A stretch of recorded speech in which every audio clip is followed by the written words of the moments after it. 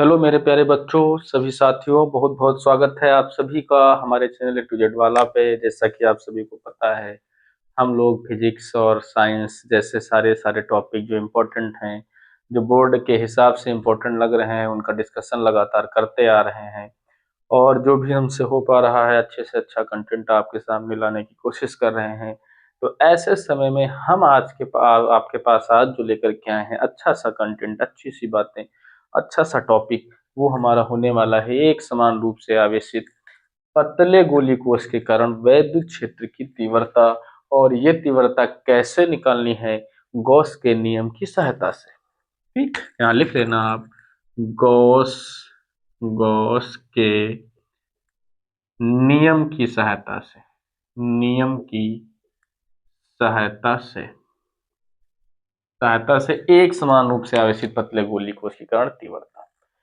अब कोई मानते हैं, हमने माना कि आर त्रिज्या का, एक आर त्रिज्या के हम मान लेते हैं, कोई आर त्रिज्या का, और छोटा सा मानो कोई आर त्रिज्या का। ठीक, एक आर त्रिज्या का क्या है? आर त्रिज्या का विलगित गोली कोष है, खोखला गोला कोष है, को प्लस क्यू आवेश दिया गया। तो जब आवेश खोखला है तो उसको आवेश देने पर सारा का सारा आवेश कहाँ वितरित हो जाता है? उसके पृष्ठ पर वितरित हो जाता है। लेकिन माना क्या जाएगा कि उसका आवेश उसके केंद्र पर, याद रखना, गोली कोष में है वो उसके पृष्ठ पर वितरित, लेकिन माना क्या जाएगा कि उसके केंद्र पर वितरित है। ठीक है, इसके बाद उसके पृष्ठ पर एक समान रूप से वितरित हो जाता है। हमें सबसे पहले में देखो, गोली कोष है, इसमें तीन केस बनेंगे। एक तो बनेगा कि मान लिया कोई बिंदु उसके बाहर, बाहरी बिंदु पर कहीं पर, यहाँ पर मान लिया हमने कि ये बिंदु P है। यहाँ पे लिख लो आप, गोली कोष के सबसे पहले लिख लेते हैं कोष के गोली कोष के बाहर, गोली कोष के बाहर किसी बिंदु पर विद्युत क्षेत्र की तीव्रता निकाल लेते हैं। तो गोली कोष के बाहर, तो यहाँ पे अब हमने माना कि यहाँ पे लिखेंगे कि माना आर, यहाँ पे लिखेंगे माना बिंदु O से, या ऐसा, हाँ, आर दूरी पर एक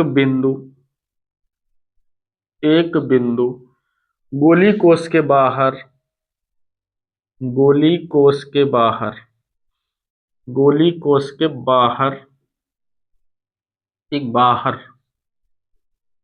P है, जिस पर तीव्रता ज्ञात करनी है, तीव्रता ज्ञात करनी है। ठीक, इसके लिए माना, इसके लिए माना कि बिंदु P से होकर गुजरने वाला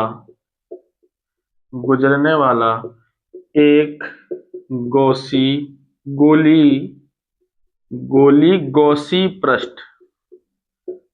गॉसी पृष्ठ है। ठीक, तो यहाँ पे हमने मान लिया कि इस बिंदु P से थोड़ा और पास ले लिया, बिंदु P से जाने वाला एक छोटा सा गोली कोष है जो इसके चारों तरफ बन गया।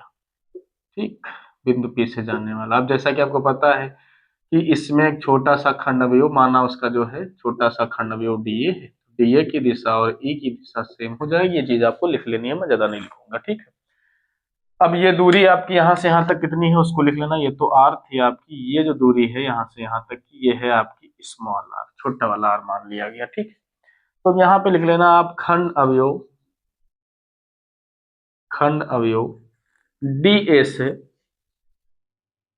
DA से होकर गुजरने वाला फ्लक्स फाई, वही डी फाई, ई बराबर ई डॉट डी ए, आपको पता है ई डॉट डी ए लिखते हैं। फिर हम D phi E is equal to, इसको क्या लिख सकते हैं, E D A cos theta.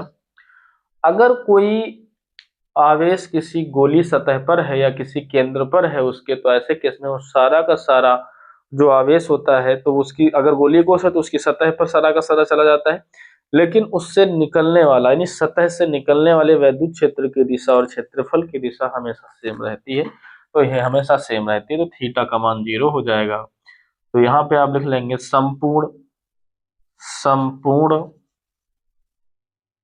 पृष्ठ से होकर संपूर्ण पृष्ठ से होकर गुजरने वाला फ्लक्स।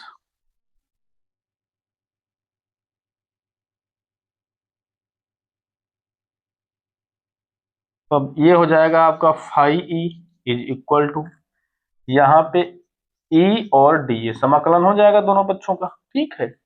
अब आपका फाई ई बराबर ई बाहर हो जाएगा और डी ए लिख दिया जाएगा।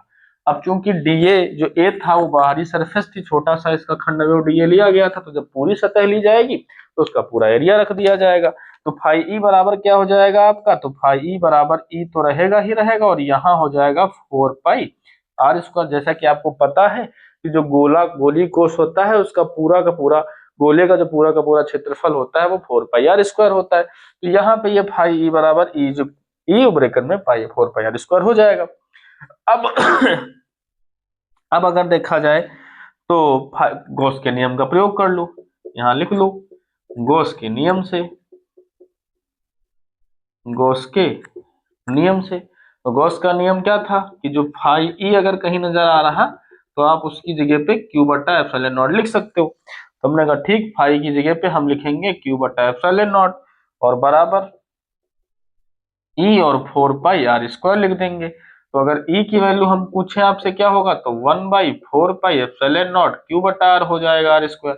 तो इससे ये चीज निकल गया है कि अगर किसी गोली कोष को विद्युत क्षेत्र दिया जाएगा और गोली कोष को आवेश दिया जाएगा, तो उस गोली कोष पे के कारण किसी बिंदु बाहरी बिंदु पर विद्युत क्षेत्र की अगर तीव्रता निकालनी होगी तो वो बिंदु आवेश के कारण तीव्रता के समान ही व्यवहार करती है। ये भी यहाँ से निष्कर्ष निकल रहा है, ठीक।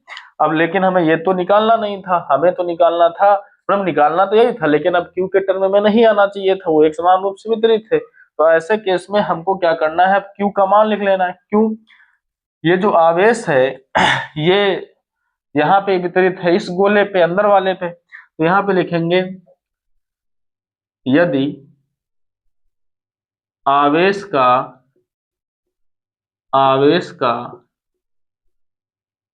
पृष्ठ घनत्व सिग्मा हो, तब सिग्मा बराबर क्यू बटा, अब यहाँ पे ए होता है ए, लेकिन वो ए कौन सा लिया जाएगा, अंदर वाला क्षेत्रफल कितना है, क्योंकि ये आवेश जहां वितरित होता है वो वाला हम लेते हैं। तो अंदर वितरित है ना, तो 4 पाई आर स्क्वायर ले लेंगे। तो क्यू की वैल्यू क्या आ जाएगी, तो क्यू की वैल्यू आ जाएगी क्यू बराबर सिग्मा और 4 पाई आर स्क्वायर। ये वैल्यू हम यहाँ लिख सकते हैं समीकरण 1 में। यहाँ पे लिखेंगे आप समीकरण 1 से, तो समीकरण 1 में जब जाओगे तो Q इसके E बराबर कितना हो जाएगा, 1/4 पाई एप्सिलॉन नॉट तो रहेगा। तो जहां Q नजर आ रहा है वहां आप लिख देंगे सिग्मा, सिग्मा ये वाला, ठीक, और 4 पाई आर स्क्वायर, और नीचे कितना लिखेंगे आप, नीचे जो था इसके आर स्क्वायर था, तो 4 पाई से 4 पाई कट जाएगा, तो ई की वैल्यू कितनी आ जाएगी, सिग्मा बटे एप्सिलॉन नॉट और इधर आर स्क्वायर बटे आर स्क्वायर। तो आपको मिला क्या, आपको नहीं मिला कि गोली कोष के कारण विद्युत क्षेत्र की तीव्रता निकालनी है। तो एक तो गोली कोष के बाहर उसकी भैया ये आ सकती है तीव्रता, तो ठीक गोली कोष के बाहर ये तीव्रता आ सकती है, कोई दिक्कत नहीं। अब एक तो हो गया उस गोली सरफेस की सतह पर तीव्रता, एक तो हो गया गोली कोष के बाहर हम निकाल सकते हैं कहीं पर। तो अगर हमसे कहे नहीं भैया ठीक है गोली कोष के बाहर तो बता दिया आपने, अब गोली कोष पर बता दो, तो एक हो गया कोष के पृष्ठ पर, एक तो ये हो गई हेडिंग आपकी नंबर 1 में गोली कोष के बाहर। फिर अगर कोष के पृष्ठ पर कहा जाए नंबर 2, यहीं पे लिख रहे हैं पृष्ठ पर, तो लंबी कहानी ना लिख के गोली कोष के पृष्ठ पर मैं बता दे रहा हूं, आप लिख लिए ना, इसकी मेन जो चीज है यही है। अगर पृष्ठ पर आप निकालने जाओगे तो जो बाहर वाला आर था वो बड़े वाले आर के बराबर हो जाएगा, यानी कैपिटल और स्मॉल आर दोनों सेम ही चीज हो जाएंगी। वहीं पे निकालना है। तब तब जो ई की वैल्यू है वो सिग्मा अपान एप्सिलॉन नॉट ही रहेगी। क्यों? क्योंकि आप ये वाला और ये वाला जब सेम ही मान लोगे, पृष्ठ पर ही तो निकालना है, तो ये कट जाएगा, तो सिग्मा अपान एप्सिलॉन नॉट आ जाएगा। तीसरा एक पॉइंट आ जाता है आंतरिक बिंदु पर, कोष के भीतर, ऐसा लिखो कोष के भीतर, कोष के भीतर। अब कोष के भीतर अगर आप कोई मान लीजिए थोड़ी देर के लिए सपोज दैट आपने यहाँ पे कोई बिंदु माना कोष के भीतर, एक बिंदु P डैश है, तो ऐसे केस में इससे घिरा हुआ कोई आवेश ही नहीं है अपने पास। तो यहाँ पे कहानी क्या लिखी जाती है कि क्योंकि कोष के भीतर कोई आवेश, कोष के भीतरी पार्ट पर या भीतर के बिंदु किसी भी बिंदु पर कोई आवेश नहीं है, इसलिए जो वैद्युत क्षेत्र की तीव्रता होगी वो शून्य होगी। कोष के भीतर कोई आवेश नहीं, क्योंकि ये कोष खोखला है, सारा का सारा आवेश उसके पृष्ठ पर है, अंदर कोई आवेश नहीं है, इसलिए आपको अंदर तीव्रता 0 देनी है। बात समझ गए? तो ये जो कहानी ये थी, इसको बड़ा बना सकते थे, लेकिन मेरा कहना नहीं बनाओ, आपकी समझ में आना चाहिए। बाकी ये तो मैंने इतना आपको कहानी के तौर पे लिख के दिया है, तो बहुत ही आई होप अच्छा लगा होगा, आपको समझ में आया होगा। कोई भी डाउट अगर आपको लगता है तो कमेंट बॉक्स में आप लिख सकते हो और हमको आप बता सकते हो, ठीक है। और किस टॉपिक पे आपको वीडियो चाहिए वो भी आप हमको बता सकते हो, मैं कोशिश करूंगा कि आपको ऐसे वीडियो दे पाऊँ, ठीक है। फिर मिलेंगे आपसे एक नए वीडियो में, एक नई चर्चा के साथ, बहुत सारी अच्छी चीजों को लेकर के। तब तक आप अपना, अपने परिवार का ख्याल रखें। मिलते हैं फिर नेक्स्ट वीडियो में।